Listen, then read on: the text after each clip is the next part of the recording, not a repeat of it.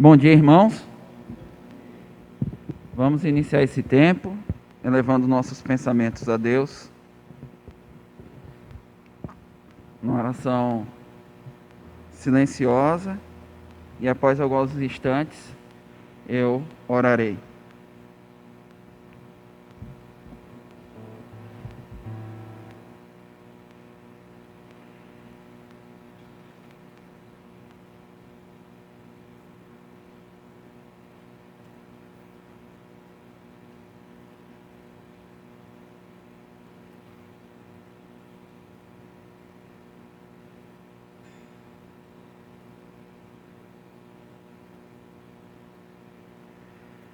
Senhor, nosso Deus e Pai, nosso eterno e bendito Salvador, pelo Teu Santo Espírito, cremos naquilo que foi feito por nós no Calvário e nos aproximamos. Bendizemos pelo Teu cuidado como nosso Criador, pelo descanso, pela cama, pelo alimento, pelo ar, pela dádiva da vida. Mas o Teu povo, espalhado por toda a terra, que se reúne neste dia, para nós, o dia do Senhor, que celebrem o Teu nome, que engrandeçam a Tua pessoa. E assim como o Teu servo Jó, tenham a consciência de quem Tu és e desejem se aproximar a despeito das circunstâncias. Nós Te pedimos pelos que aqui não estão, que o Senhor possa trazê-los, ou aqueles que estão impossibilitados de vir, que o Senhor possa despertar neles o desejo de Te buscar nesse dia tão especial. Nós Te pedimos logo mais pelo que será pregado, pelos cânticos, que cada mente, cada coração esteja voltado unicamente a Te bendizer. Essa é a oração e a fazemos pensando no Teu Filho. Amém. Salmo 138, render-te-ei graça, Senhor, de todo o meu coração, na presença dos poderosos, te cantarei louvores, prostrar-me-ei para o teu santo templo, e louvarei o teu nome, por causa da tua misericórdia e da verdade, pois magnificaste acima de tudo teu nome e a tua palavra. Coloquemos de pé, por favor.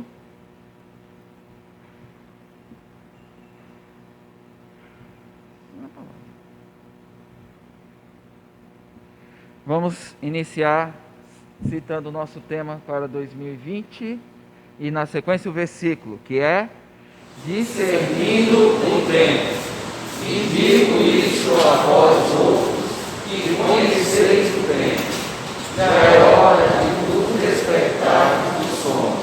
Romanos 13, 11 a 13.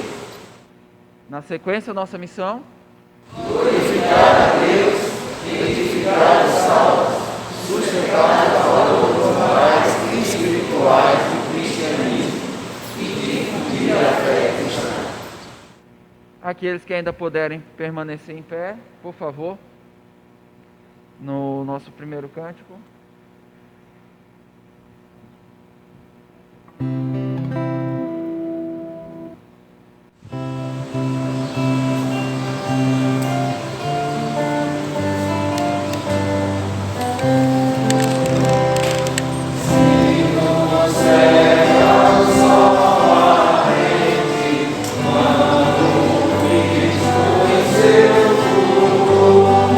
Vem contemplar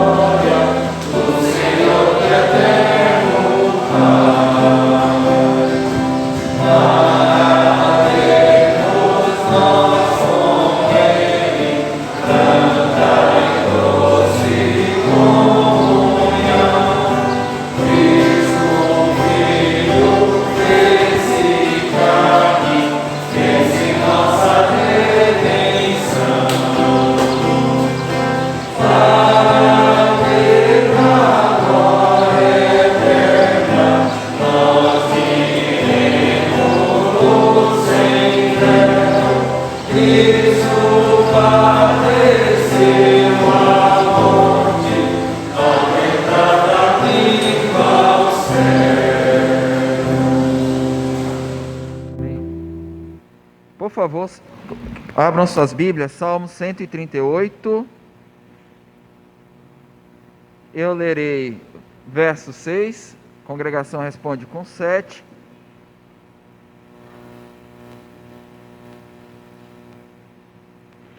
E juntos leremos o 8. Eu inicio com 6, a congregação responde com 7. E juntos leremos o 8. Salmo 138.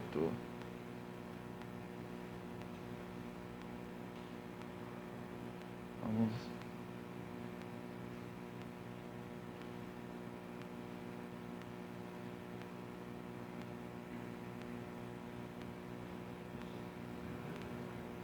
Salmo 138. Todos abriram? Assim nos diz a palavra: o Senhor é excelso, contudo atenta para os humildes. Os soberbos, ele os conhece de longe. Se ando em meio à tribulação, tu me refazes a vida. Estende a mão contra a ira dos meus inimigos.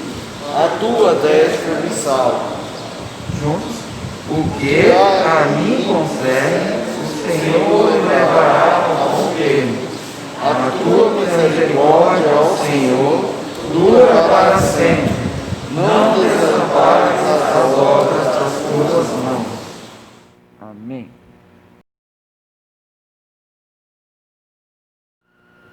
Bom dia, irmãos.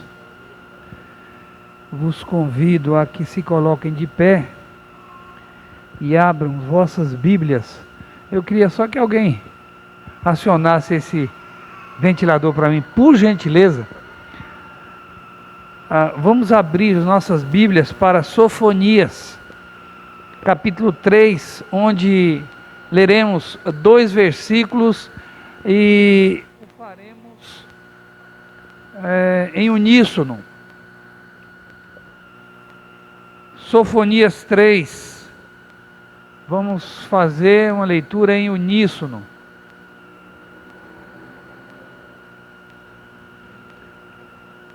Tem que ligar lá, né, Theo? Ali, ó. Toma. Sofonias 3, 11 e 12. Quando acharem, olhem para mim. E todos olhando para mim, eu saberei que todos encontraram, para que possamos ler juntos. Veio sim. Obrigado, viu, Theo? Sofonias 3, 11 e 12. Todos acharam? Irmão Lorival, queira nos ajudar? Iniciando a leitura. Vamos lá, todos junto com ele. Vamos lá?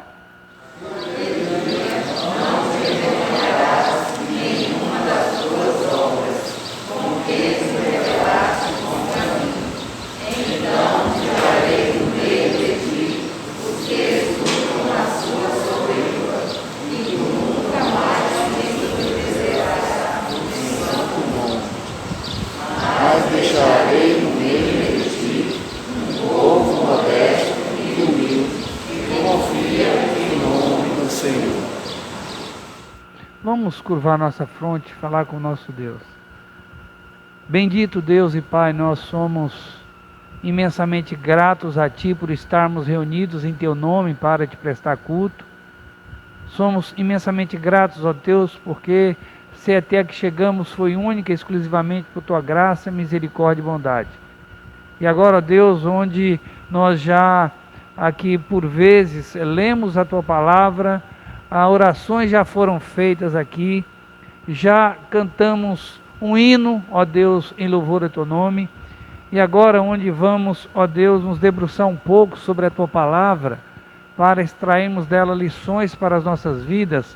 Queremos, ó Deus, nos achegar ao trono de graça para reconhecer a nossa dependência do Senhor, pedindo que o Teu Espírito Santo nos valha, nos ajude em nossas deficiências e tendências, para que, ó Deus, possamos extrair da Tua palavra as lições que, ó Deus, precisamos aprender, e que, ó Deus, essas lições venham ser incorporadas à nossa vida e que nos faça melhores servos e melhores servas do Senhor. E que, ó Deus, nessa noite, nessa manhã, tenhamos um tempo assim edificante em torno da tua palavra. É isso que pedimos e já te agradecemos, orando em nome do Senhor Jesus. Amém. Podeis se assentar. Queridos irmãos, o texto, o tema que eu dei para essa homilia é eliminatórias. Eu gostaria que você pensasse comigo essa manhã sobre essa palavra, sobre esse tema, eliminatórias.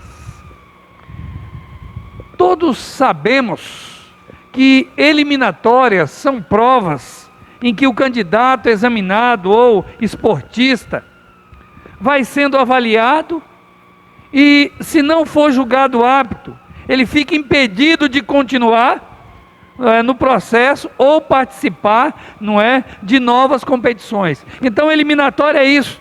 São provas em que os candidatos examinados ou desportistas vão sendo então avaliados e, se não forem julgados aptos, ficam impedidos então de continuarem no processo. O apóstolo Paulo foi um dos autores bíblicos que mais emprestou vocábulos do mundo esportivo para ilustrar a vida cristã. O apóstolo Paulo foi aquele, creio que o autor, Jairo, muito obrigado, viu? O apóstolo Paulo, eu creio que foi o autor que mais empregou, que mais emprestou vocábulos do mundo esportivo para então ilustrar a vida cristã. Vejamos alguns exemplos, não precisa abrir, só vou mencionar aqui. 1 Coríntios 9, 24, não sabeis vós que os que correm no estádio, todos na verdade correm, mas um só é o que recebe o prêmio? Correi de tal maneira que alcanceis. Isso então, 1 Coríntios 9, 24, Filipenses 3, 13 e 14 diz: esquecendo-me das coisas que para trás ficaram, avançando para as que estão adiante de mim, prossigo para o alvo, a fim de ganhar o prêmio do chamado celestial de Deus em Cristo Jesus. Também, Filipenses 2, 16 diz: retendo a palavra da vida, para que no dia de Cristo eu não tenha motivo de gloriar-me, de que não foi em vão que corri, nem em vão trabalhei.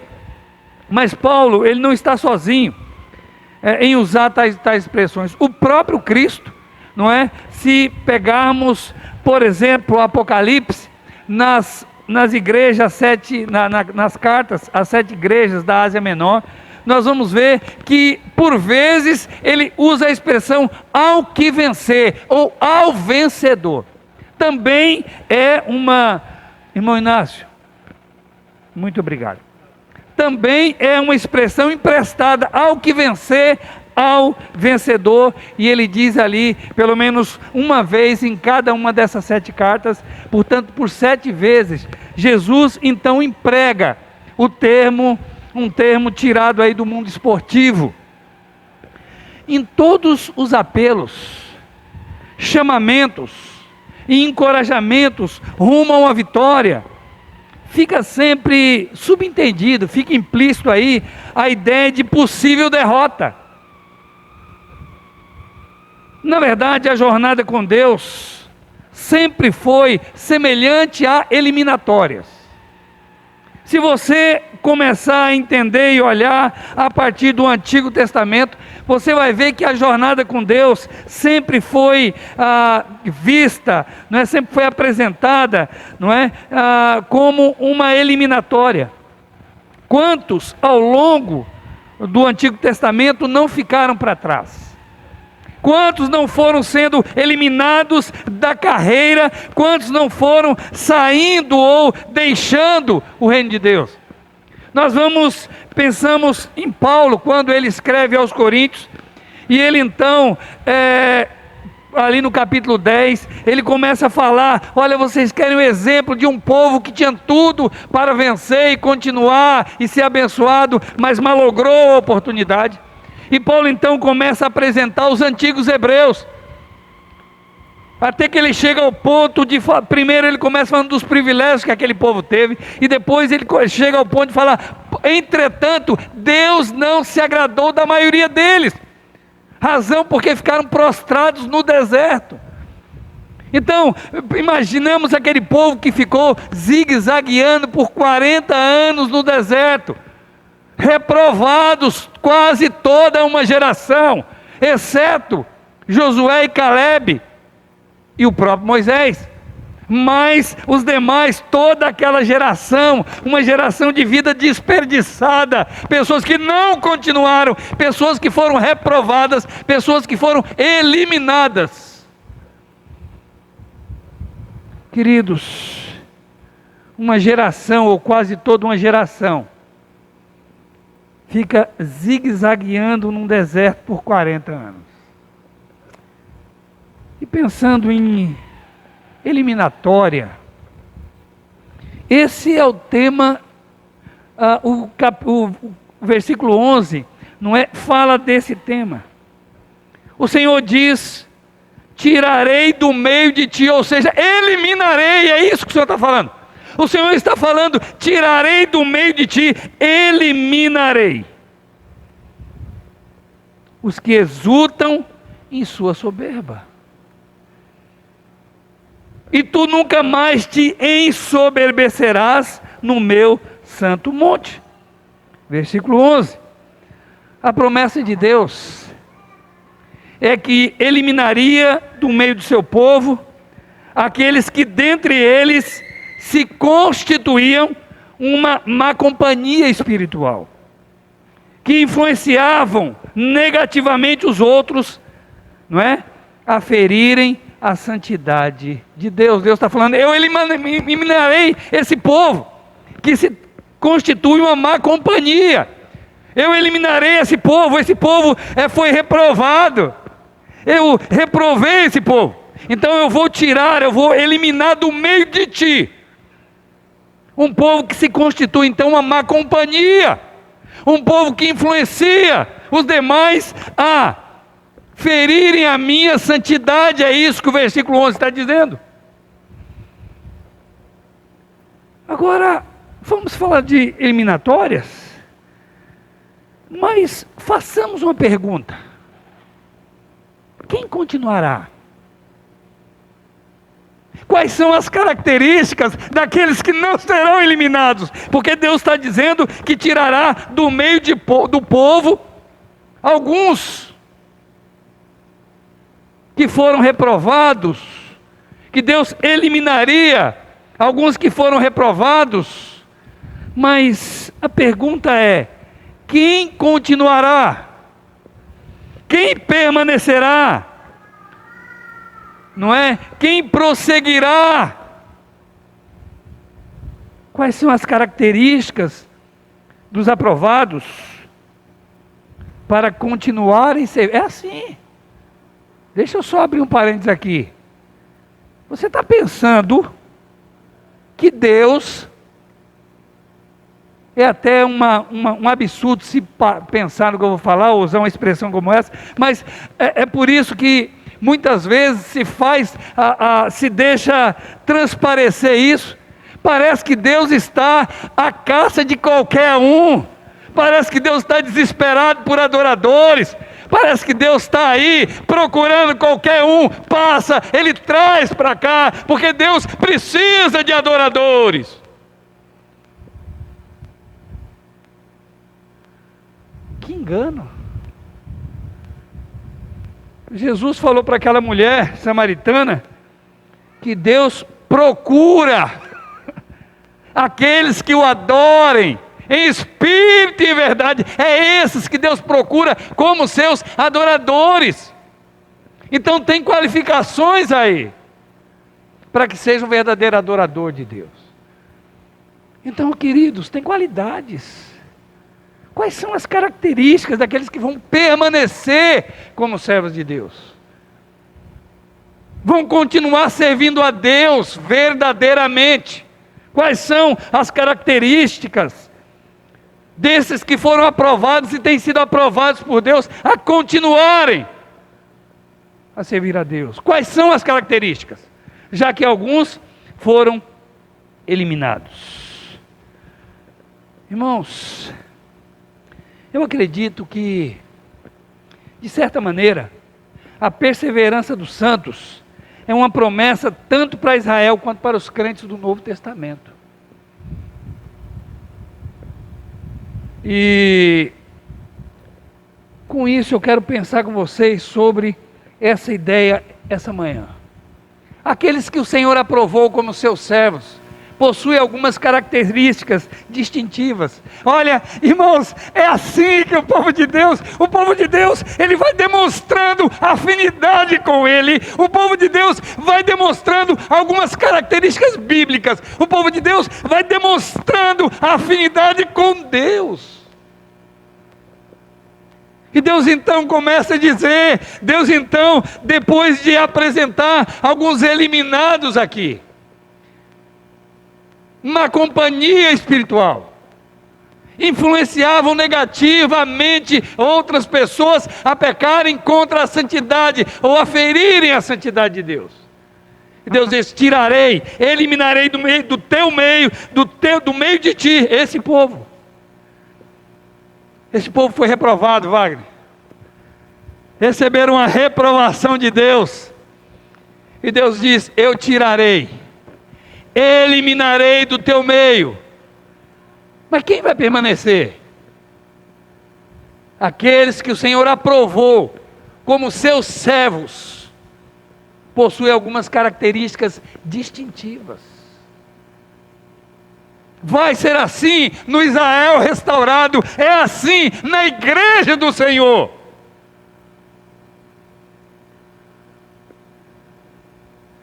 Vamos ficar de pé e vamos recitar essa mensagem.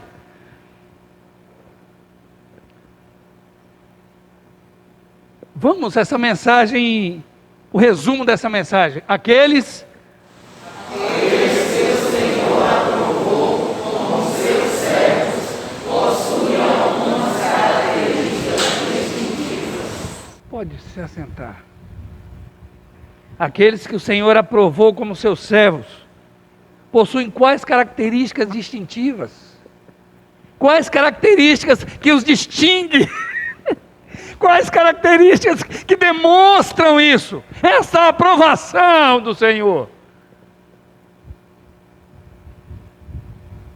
Aqueles que o Senhor aprovou como seus servos possuem muitas características distintivas.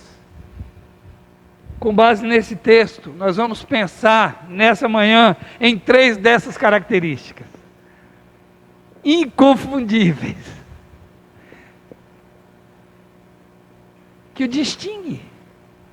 Foi Deus que disse, foi Deus que falou, foi Deus que disse, olha, os meus servos, eles apresentarão essas características aqui, os aprovados, aqueles que permanecerão como meu povo, eles possuem essas características. Foi Deus que falou, foi Deus que apresentou essas características. 3 características. Alguém lê o versículo 12, é a primeira vez para mim, nós vamos ler mais de uma vez. Versículo 12, nós vamos pensar na primeira característica. Vamos lá, por favor, qualquer irmão, bem alto, por gentileza. Tirarei no meio de ti um povo modesto e humilde, que confia em o nome do Senhor. A primeira expressão hebraica que eu quero destacar é a palavra modesto. E essa expressão, meus queridos, significa um povo, ou eles relativizam os valores que é terreno. É um povo que relativiza aquilo que é terreno. É um povo que dá um valor relativo às coisas terrenas.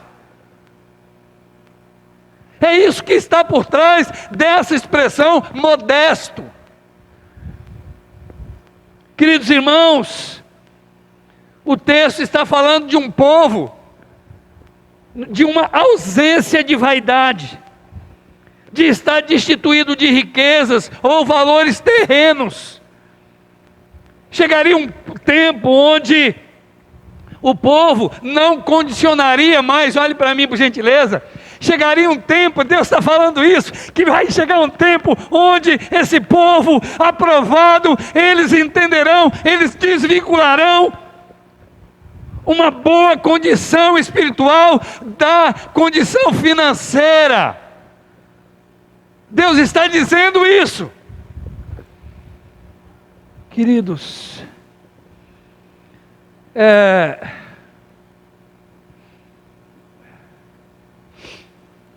recentemente, em nosso estudo de Jó, nós vimos que Satanás acusou Jó de interesseiro, que Jó não temia Deus debalde, mas o Senhor o cobria de bens. Precisamos entender que Deus vem trabalhando com o povo rumo ao Novo Testamento, onde mostrará através de Cristo os verdadeiros valores, o que é que de fato é importante. Não é por acaso que Jesus nasceu numa manjedoura.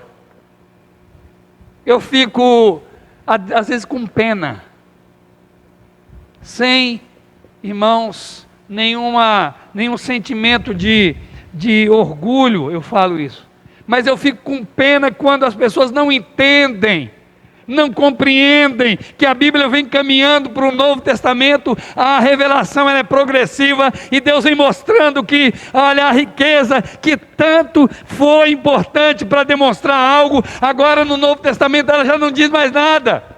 O Filho de Deus nasce numa manjedoura. Não é por acaso que Jesus diz para não acumular tesouros na terra, onde a ferrugem consome e os ladrões minam e roubam. Não é por acaso que ele diz que o Filho do Homem não tinha aonde reclinar a cabeça.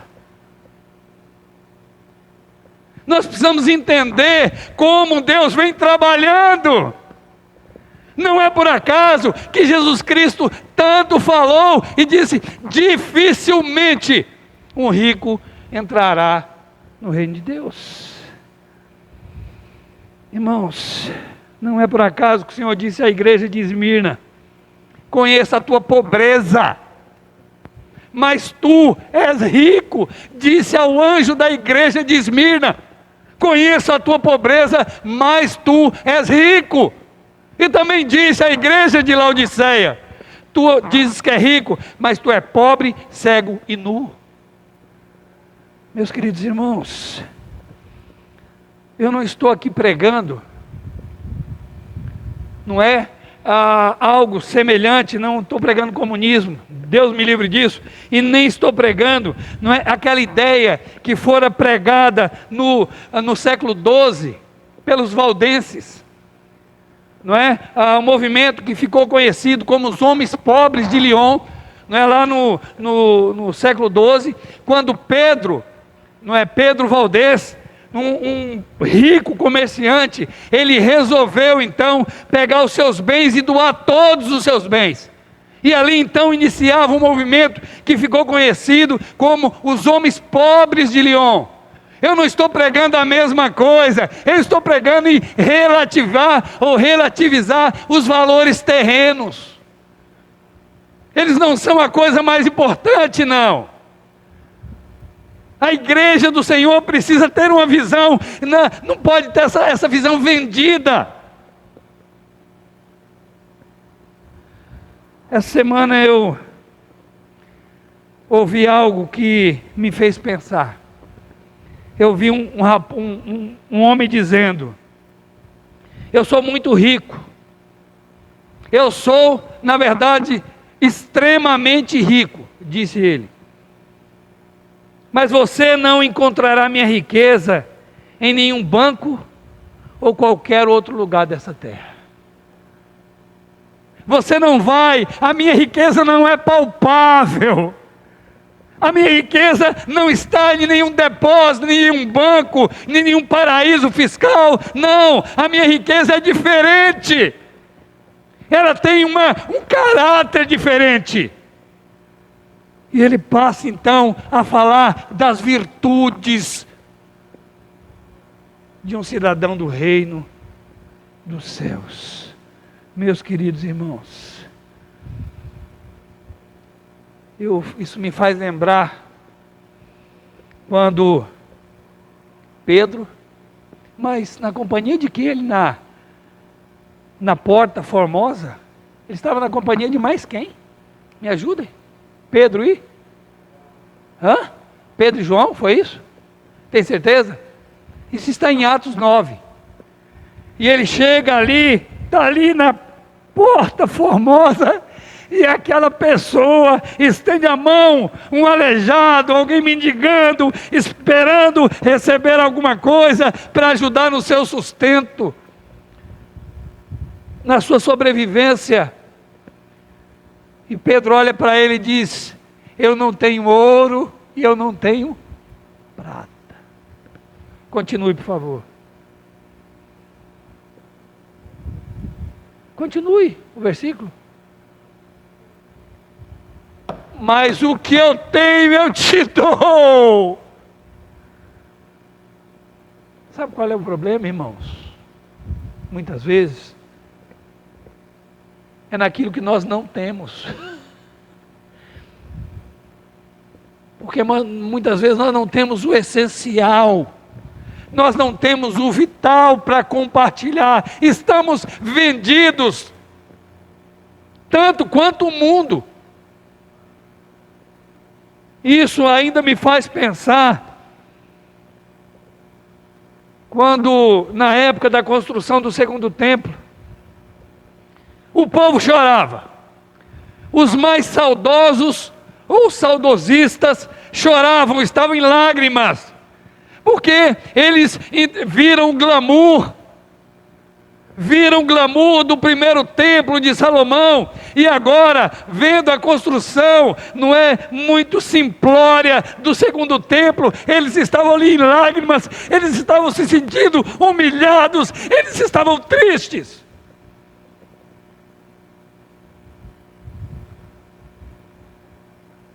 Eu acho que se eu estivesse lá, eu que não gosto muito de chorar, eu acho que seria o único que não chorava ali. Mas o povo estava em lágrimas. Os mais velhos então, irmãos, não conteram as lágrimas.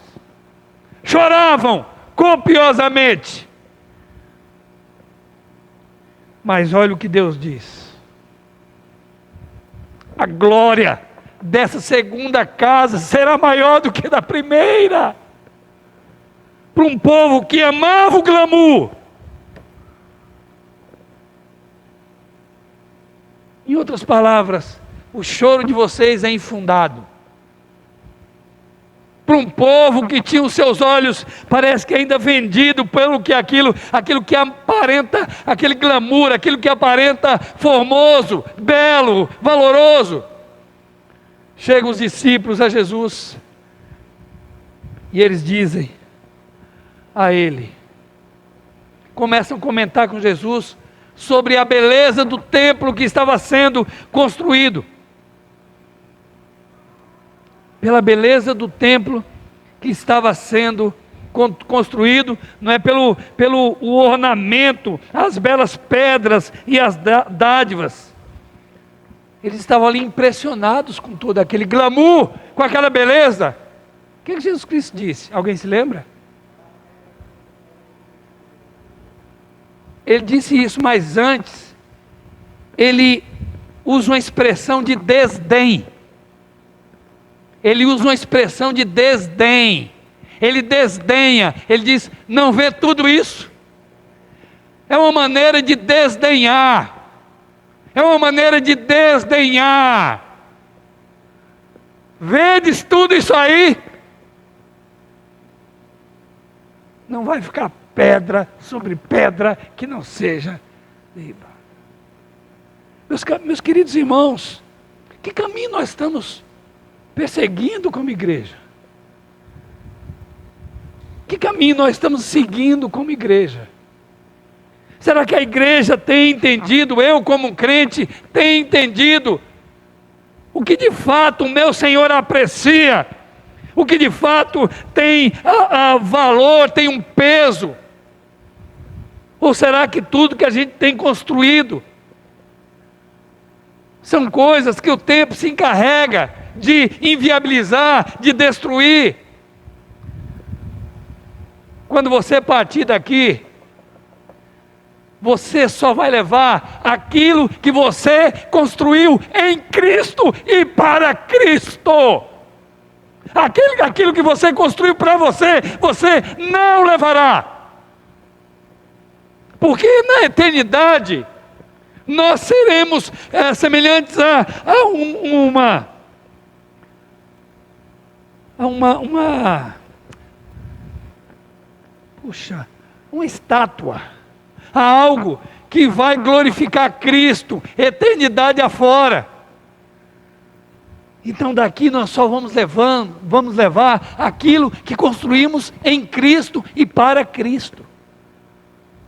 Aquilo que, essas construções tolas, que os homens têm tentado fazer, na sua sabedoria, na sua arrogância, isso não vai, isso não passa. Por isso que Paulo diz que o pastor, ele precisa saber como ele constrói sobre o fundamento. Se for pedras preciosas, permanecerá. Mas se for coisas inferiores, o fogo vai acabar com tudo. O que nós estamos construindo, meus irmãos? Será que os nossos olhos, a nossa percepção, será que nós estamos relativizando os valores daquilo que é terreno? Pense na sua vida. Pense nas tuas buscas diárias. Pense nos teus anseios. Pense no teu empenho. Será que isso mostra que nós, de fato, relativizamos aquilo que a ferrugem consome? Aquilo que qualquer um pode lançar a mão e tirar de nós. Aquilo que foi construído em Cristo, que aperfeiçoa o nosso caráter, ninguém rouba, ninguém tira. Será que nós temos? Porque essa é uma das características distintivas daqueles que o Senhor aprovou como seus servos. Isso é uma visão do Israel glorificado, do Israel quando for transformado. Mas espera aí, aquilo que vai ser uma realidade futura para Israel, é uma realidade presente na vida do povo de Deus, na vida da igreja de Deus. Mas sigamos. Peço que alguém, por favor, leia para mim novamente o versículo 12. Vamos pensar na segunda característica distintiva. Foi Deus que falou. Foi Deus que falou. Agora, da palavra modesto, Wagner. O Senhor traz outra expressão. E ele diz, um povo humilde. E por trás dessa palavra nós temos um povo que reconhece a sua pequenez.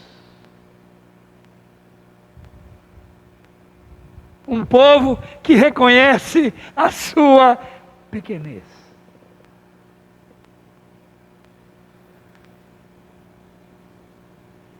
Pode até soar estranho.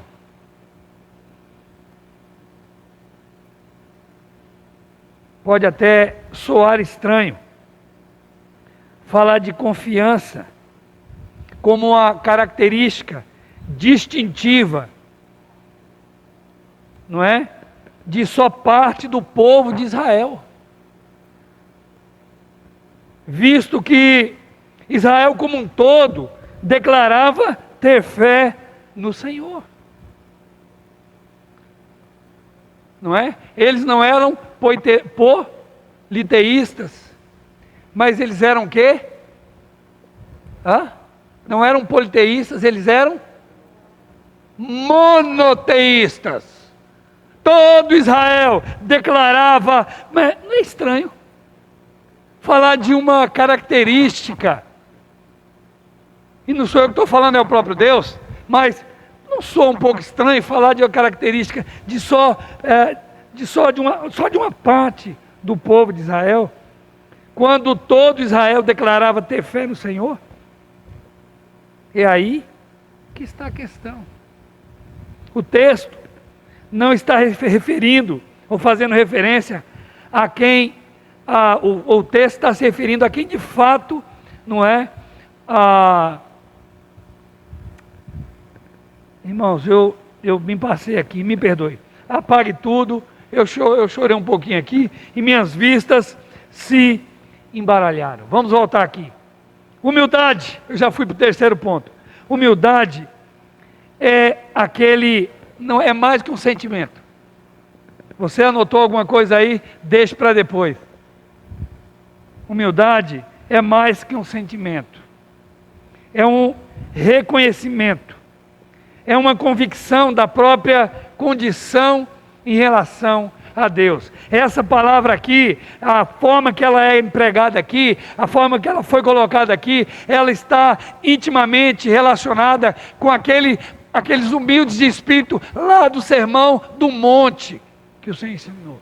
Essa humildade aqui tem a ver com aquela humildade de espírito que Jesus Cristo falou lá no Sermão do Monte. Irmãos, é olhar pela ótica de Deus, ou se olhar pela ótica de Deus.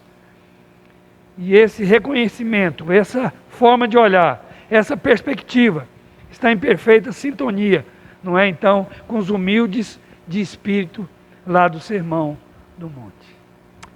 Lá em Obadias, não precisa abrir, 1:3, encontramos o Senhor fazendo uma declaração curta, mas de uma profundidade assim, irmãos, tremenda. Ele diz lá em Obadias 1:3, olha o que ele diz: a soberba do teu coração te enganou. Você foi enganado.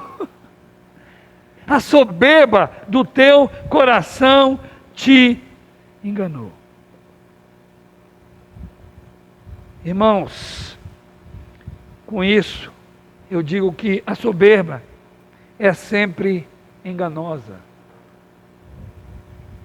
Porque ela não mostra as coisas como de fato são. Ela cria ilusões. A pessoa passa a se mirar agora, é quase, não é, aqui, se mirar em miragens, ou se valer de miragens, de visões ilusórias. E é disso que Obadias 1 está falando. A soberba do teu coração te enganou, ó tu que habita nas fendas das rochas, na tua alta morada, e dizes em teu coração: quem me deitará por terra? Olha, você foi driblado, enganado pela soberba do teu coração. Conta-se uma história que um garotinho, ele que já tinha aí, já determinada altura, ele chega para sua mãe, ele diz: mamãe, eu ultrapassei os 2 metros de altura, eu sou grandão já. E a mãe diz: filho, com que você se mediu? E ele apresenta uma régua de 20 centímetros. O doutor Ulisses Guimarães, ele usava uma expressão, quando queria se referir a algo irrefutável, ele dizia: Sua Excelência, o fato. Contra fatos não há.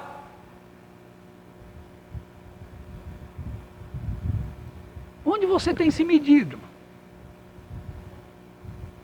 Será que nós temos descansado? Será que nós temos de fato nos medido pelos meios bíblicos Temos nos avaliado pelas maneiras bíblicas de sermos avaliados? Ou será que não passamos de embuste? Ou será que estamos como esse garotinho, não é? Muitas vezes achamos aquele irmãozinho que ainda está débil na fé, fraco na fé, e aí nos balizamos ou nos miramos por ele. Será que é isso que fazemos? Meus queridos, quando eu leio, toda vez que eu leio esse tema anual, que foi dado por mim,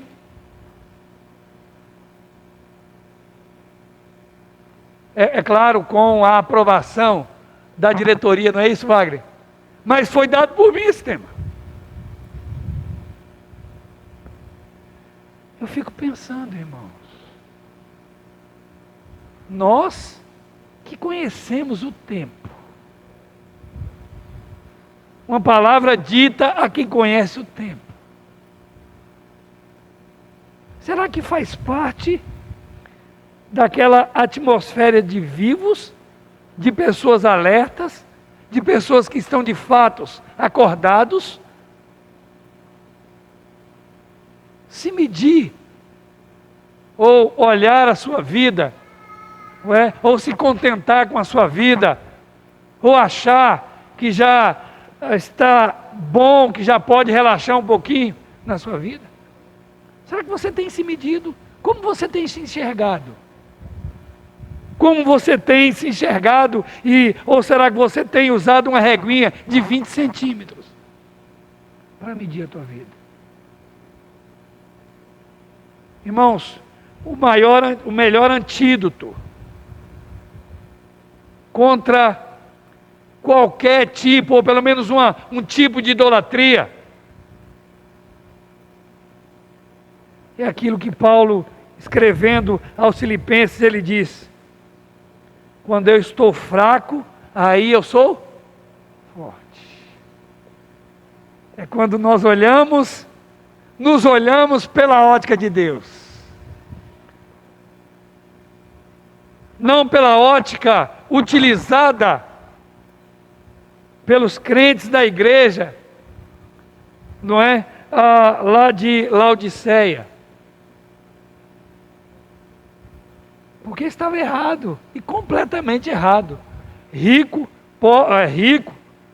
não precisa de nada. Era a visão deles. Mas, na visão de Jesus Cristo, pobre, cego e nu. Para que você possa entender isso, vendo a mensagem hoje à noite, você vai entender o que significa estar nu. O que significa em um mundo de nudez descarada. Em um mundo onde a nudez é pregada. Em um mundo onde a nudez é tolerada, inclusive dentro da igreja. Em um mundo onde a nudez ela é venerada. Não entende isso? Mas é a pior vexame, a pior vergonha é a situação de nudez. E Jesus Cristo diz: você está nu.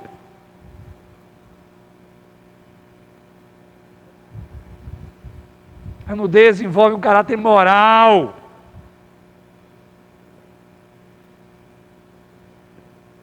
E Jesus disse: você está nu. Mas isso era a verdade. Esse era, na verdade, Jesus então mostra a situação. Era essa a situação. Como nós temos nos enxergado? Grande aqui só tem o Senhor. Grande na igreja, no reino de Deus, é só o próprio Deus. Nós somos súditos. Sempre gosto de pensar naquela ideia de jumentinho, no qual Jesus Cristo entrou montado em Jerusalém. Jesus era ovacionado, Jesus era saudado. Mas já pensou se aquele jumentinho pensasse que aquilo era para ele?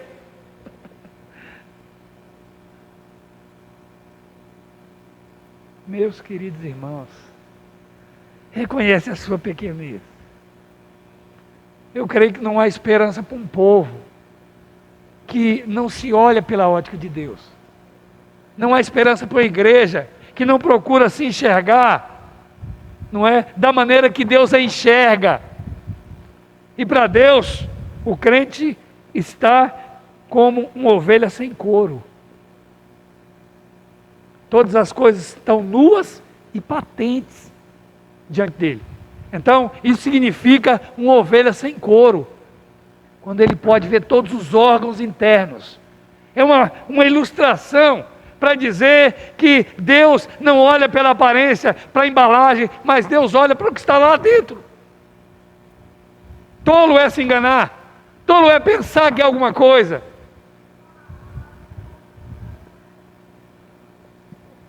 Segunda característica distintiva, povo que reconhece a sua pequenez. Ah, meus queridos, o orgulho, na verdade, é algo que tem sido, sempre foi um estorvo. Nós vimos aqui até a própria declaração lá de Obadias 1:3, soberba. Mas caminhando um pouquinho, vamos pensar na última característica. Agora sim. Mais uma vez, alguém leia para mim, por favor.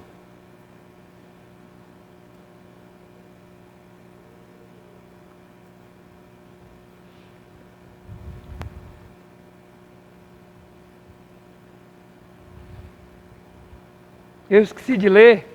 Alguém leia o Salmo 39, 5 para mim. Olha o diagnóstico de Deus. É um diagnóstico final de Deus. Olha o que diz, por favor. Só para fechar o ponto anterior, que eu esqueci de ler. Por favor. Salmo 39, 5. Por gentileza.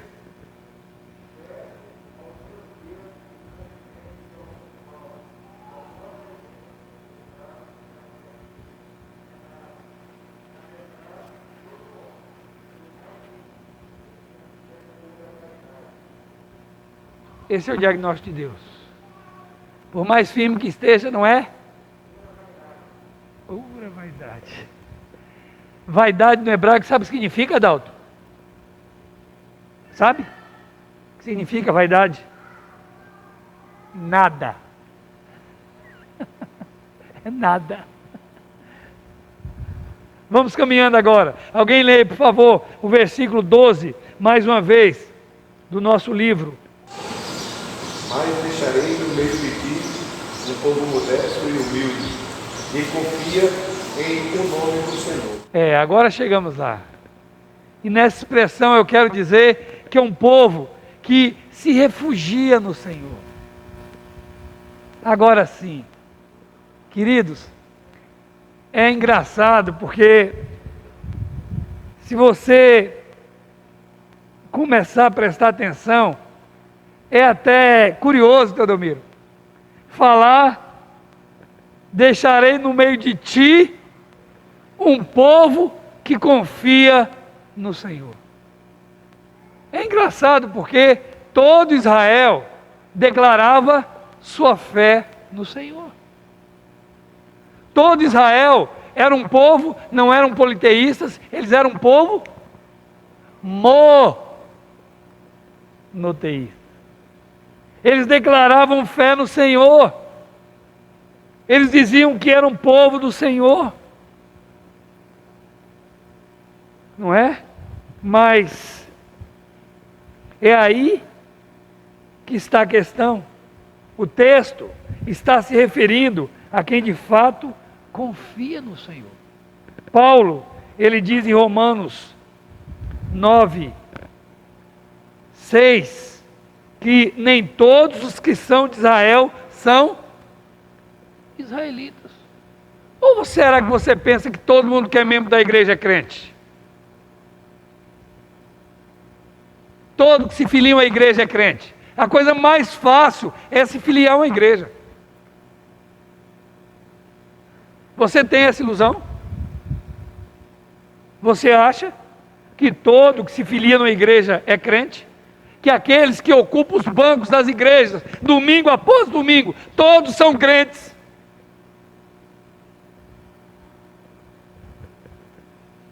Nem todos de Israel são verdadeiramente israelitas. Irmãos, foi um povo, o problema é que se criou um crente nominal, e isso lá no Antigo Testamento. Eles eram crentes nominais, ou seja, crentes só de nome. Mas suas ações contrariavam sua profissão de fé, como acontece hoje.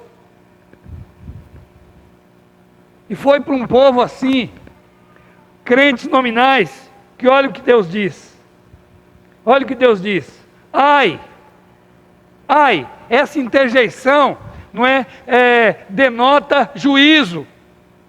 Essa interjeição denota pesar. Ai dos que descem ao Egito em busca de socorro e se estribam em cavalos e têm confiança em carros por serem muitos, e nos cavaleiros por serem muito fortes, e não atentam para o Santo de Israel e não buscam o Senhor. Era um povo que não se refugiava no Senhor, crentes nominais. Seu refúgio era, na verdade, uma nação poderosa, era poder bélico, era um contingente de soldados, um grande exército. Era nisso que eles se refugiavam, mas não no Senhor. Não no Senhor. Irmãos, a confiança mencionada pelo profeta Sofonias era uma confiança total e sem reservas. O que faria o povo? Se refugiar e dizer: o Senhor é o meu refúgio. O que é refúgio? Uma definição de refúgio rápida.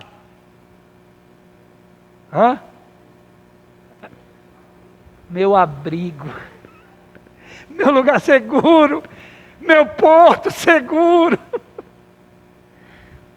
É isso que o Sofonias está querendo dizer.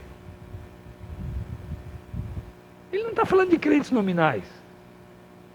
Ele não está falando desses que, na hora de dificuldade, corriam e olhavam de um lado para o outro. Mas ele estava falando de crentes verdadeiros. O salmista diz algo que eu vou pedir que alguém leia para mim.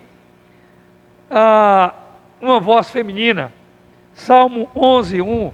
Para mim esse texto é um texto que, irmãos, como toda a Bíblia, mas esse texto é um texto maravilhoso.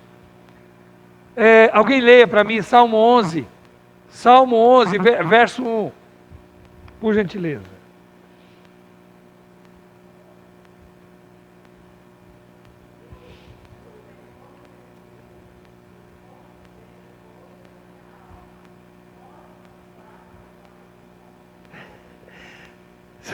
Você entendeu o que está dizendo aqui, irmãos? Vocês compreenderam? O salmista diz assim: olha a sua fé, no Senhor eu me refugio. Como é que vocês dizem a minha alma, foge como pássaro? Como é que vocês têm coragem de sugerir esse tipo de coisa? Meu refúgio é o Senhor, meu abrigo, meu porto seguro, meu lugar seguro é o Senhor. Olha, eu estou confiado no Senhor.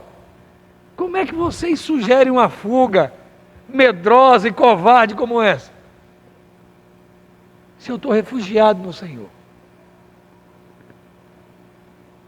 Irmãos, se você observar, eu não consigo ficar muito tempo. Eu creio que eu não passo um domingo e 2 domingos sem abordar o tema fé nas minhas mensagens e homilias. Eu não passo aí muitos domingos não, Sempre um ponto, uma divisão da mensagem, não é? Cai justamente ou aborda esse tema fé.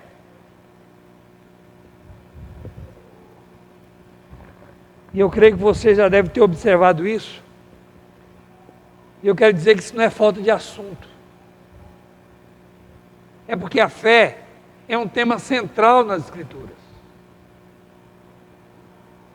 Nós sempre estaremos envolvidos em nossa vida, nos nossos dias. Sempre estaremos envolvidos em questões que exigirão de nós fé. Para mim, minha vida é um desafio diário pela fé. Todo dia minha fé é exigida.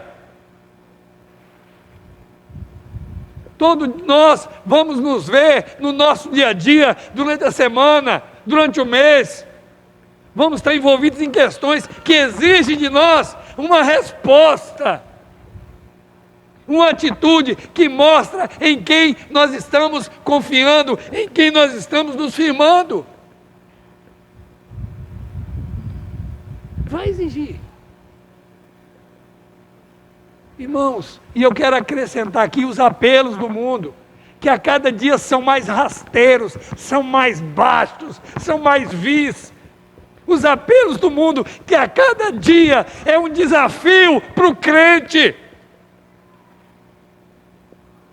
As premissas do mundo, os argumentos do mundo, a cada dia é um desafio para a fé do crente. O que as pessoas passam a dizer, passam a falar, as ideias que eles compram, as ideias massificadas, são um desafio para a fé a cada dia. Satanás, ele não traz nada novo, mas ele tem uma habilidade especial de remodelar as coisas e apresentar como novas, velhas ideias, mas ele então dá um aspecto de novo e as pessoas abraçam. É um desafio para a nossa fé. Eu não sei em que mundo você vive, mas no meu mundo cristão, cada dia, é um desafio de fé. Cada momento eu sou desafiado a mostrar quem é o meu refúgio, aonde eu estou plantado. Se a tua vida não tem sido assim, tem problema no teu cristianismo. Você precisa revê-lo. Se você leva a vida, como alguns falam, com os pés nas costas, eu não sei em que mundo você vive. Eu me lembro que no seminário tinha um rapaz, eu não vou falar disso porque não foi eu que falei, foi ele. Da boca dele não soaria como uma ideia preconceituosa, mas da minha soaria, então não vou falar. Mas tinha muitas pessoas que falavam do seminário, não é? E não com uma maneira de desencorajar o meu irmão aqui, que é um vocacionado, mas é a verdade. Tinha muitas pessoas que falavam do seminário, como é que está? Eu falei assim, olha, eu vou falar um negócio para você. Eu nunca fiz algo mais difícil na minha vida. A coisa mais difícil é um desafio. Não é só com mensalidades caras e outras coisas, não. É o seminário em si. Fala, é um desafio. Quando eu vi aquelas pessoas falando que parecia, não é? Olha, eu tenho feito com o pé nas costas. Eu olhava e falava, meu Deus, eu acho que ele não está fazendo a mesma coisa que eu. Assim é a vida cristã. É a vida com Deus. Irmãos, eu sou bombardeado, eu tenho que lutar comigo mesmo, eu tenho que lutar contra as ideias massificadas. Cada dia é um dia de desafio. Essa semana eu apresentei aquele amigo, amigo não, Eu apresentei numa visita que eu tive, uma visita não social, não é? Mas uma visita pastoral, e eu conversava com uma pessoa, e eu falei, eu quero te apresentar uma persona não grata. Eu quero te apresentar uma pessoa que não gostaria de te apresentar, mas ela é real, você precisa conhecer. E apresentei o Capitão G para ele. Ele ficou apavorado. Eu falei, esse camarada, você precisa lutar com ele 24 horas por dia. Cuidado, porque nem o teu sono ele respeita. Nem o sono ele respeita. E você vem falar para mim de vida cristã fácil? E você vem falar, irmãos, é isso. Um povo que se refugiava em Deus. Essa confiança aqui não é aquela teoria, não. É aquela confiança de ter o Senhor como seu alto refúgio, como seu porto seguro, como seu esconderijo. Deu para entender? É isso que significa.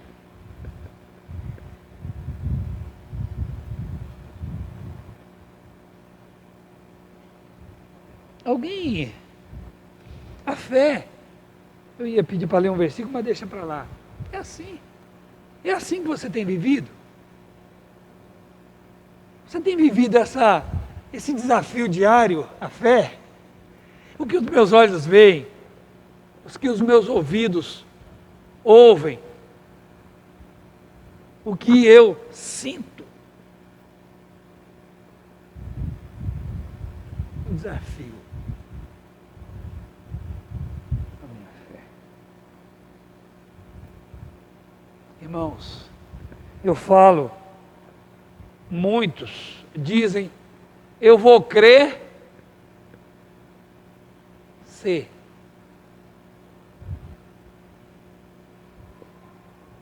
Essa não é a fé que glorifica a Deus. Essa não é essa fé. Eu vou crer se. Essa não é a fé. A fé que glorifica a Deus é a fé não obstante. Vou crer não obstante. Essa é a fé que glorifica a Deus. Queridos, aqueles que o Senhor aprovou como seus servos possuem algumas características distintivas que os distinguem, que os separa dos outros. A primeira delas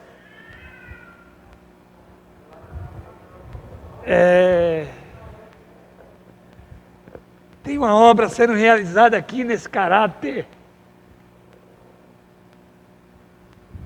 Tem uma obra que muitas vezes é invisível a olhos nus. É isso que vale.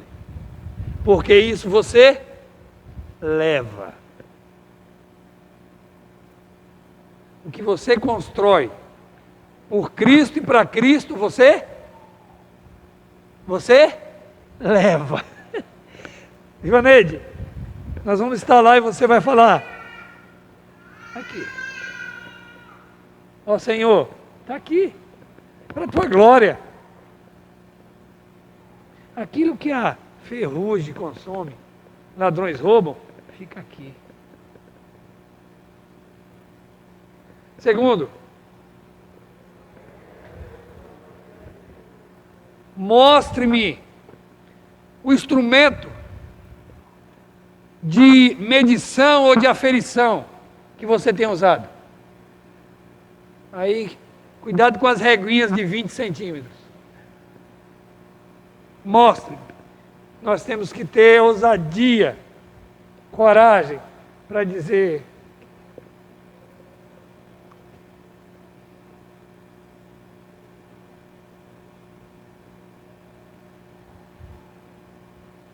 esses 66 livros benditos, sagrados, têm me colocado no meu lugar. Tem te colocado no seu?